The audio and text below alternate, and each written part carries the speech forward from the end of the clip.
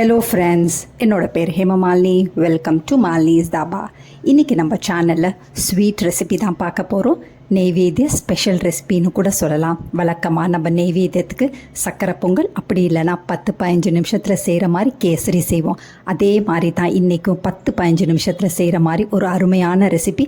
அதே ரவையை வச்சு தான் இன்றைக்கி நம்ம செய்ய போகிறோம். ஆனால் டேஸ்ட் வந்து கேசரி விட ரொம்ப பிரமாதமாக இருக்கும். ட்ரை பண்ணி பாருங்கள். வீடியோவுக்கு போகிறதுக்கு முதல்ல இது வரைக்கும் நம்ம சேனலை சப்ஸ்கிரைப் பண்ணாமல் இருந்தால் மறக்காமல் சப்ஸ்கிரைப் பண்ணி வச்சுட்டு பக்கத்தில் இருக்க பெல் பட்டனையும் ப்ரெஸ் பண்ணி வச்சுக்கோங்க. அப்போ தான் நான் போடுற வீடியோஸ் உங்களுக்கு நோட்டிஃபிகேஷனில் வரும். வாங்க, டிலே பண்ணாமல் நல்லா வாயில் போட்டோன்னே கரையிற அளவுக்கு ஒரு அருமையான நெய்வேத்திய ரெசிபி பார்க்கலாம்.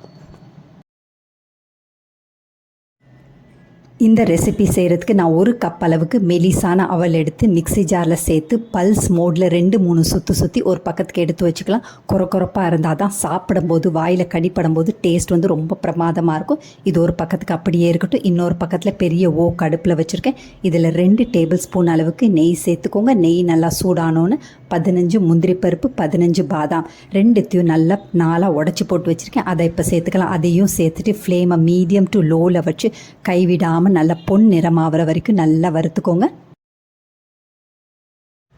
இந்த அளவுக்கு நல்ல பொன் நிறமானோன்னு முந்திரி பாதாமை எடுத்து ஒரு பிளேட்டுக்கு மாற்றி வச்சுக்கலாம். மீதி உள்ள நெய்யை அதே ஓக்கில் இருக்கட்டும். அதே ஓக்கில் 3 டேபிள் ஸ்பூன் அளவுக்கு நெய் மறுபடியும் சேர்த்துக்கோங்க.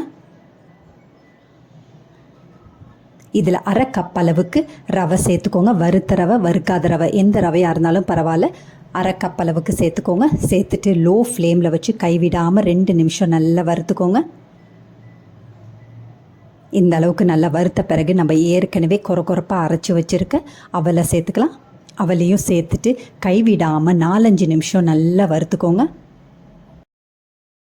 இதில் மறுபடியும் 2 டேபிள் ஸ்பூன் அளவுக்கு நெய் சேர்த்துக்கோங்க. நெய்யும் சேர்த்துட்டு லோ ஃப்ளேமில் வச்சு 5-7 நிமிஷம் நல்ல பொன் நிறமாகணும் நல்லா வறுத்துக்கோங்க. கருகாமல் பார்த்துக்கோங்க. நல்ல பொன் நிறமாகணும், அந்த அளவுக்கு நல்லா வறுத்துக்கோங்க.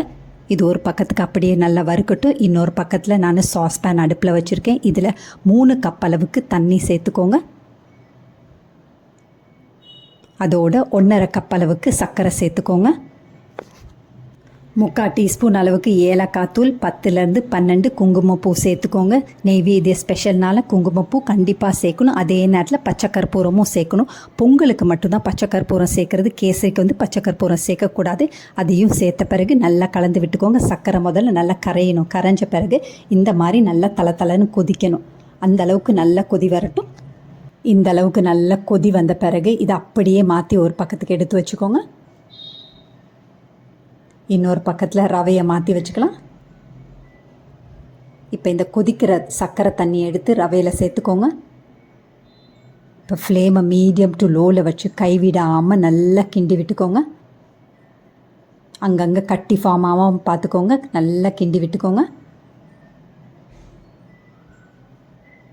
5-7 நிமிஷத்துக்குள்ளே பார்த்தீங்கன்னா உங்களுக்கு கெட்டியாக இந்த மாதிரி நல்லா அல்வா பதத்துக்கு வந்துடும். இதை நல்லா கிண்டி விட்டுக்கோங்க.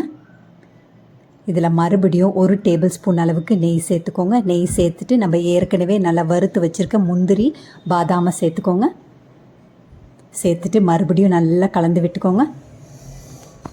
பொதுவாக நம்ம 10-15 நிமிஷத்துள்ளுக்கு ஒரு நெய்வேத்தியம் செய்யணுன்னா உடனே நமக்கு ஞாபகத்துக்கு வர்றது வந்து ரவையை வச்சு கேசரி தான். அதே மாதிரி தான் ரவை அவலை வச்சு இந்த ரெசிப்பியை கூட 10-15 நிமிஷத்தில் ரொம்ப அருமையாக ரெடி பண்ணிடலாம். இதை ஒரு தடவை செஞ்சு கொடுத்தீங்கன்னா குழந்தைங்க வந்து விரும்பி சாப்பிடுவாங்க. கேசரியை சாப்பிட்டு பழகினவங்க இதை ஒரு தடவை நீங்கள் செஞ்சு சாப்பிட்டீங்கன்னா கேசரியை மறந்துட்டு இதை செய்ய ஆரம்பிச்சிடுவீங்க. அந்த அளவுக்கு டேஸ்ட்டும் சரி, டெக்ஸ்டரும் சரி ரொம்ப பிரமாதமாக இருக்கும். அவல் சாப்பிடும்போது அங்கங்கே வாயில் கடிப்படும்போது ரொம்ப பிரமாதமாக இருக்கும். ட்ரை பண்ணி பாருங்கள். கடைசியாக 1 டேபிள் ஸ்பூன் அளவுக்கு மறுபடியும் நெய்யை சேர்த்து நல்லா கலந்து விட்டுட்டு பரிமாறிடலாம். ரொம்ப அருமையான ஸ்வீட் வந்து ரெடி ஆகிடுச்சு.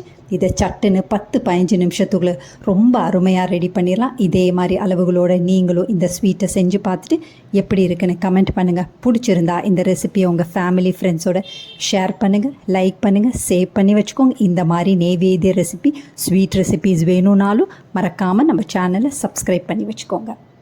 Thanks for watching, friends.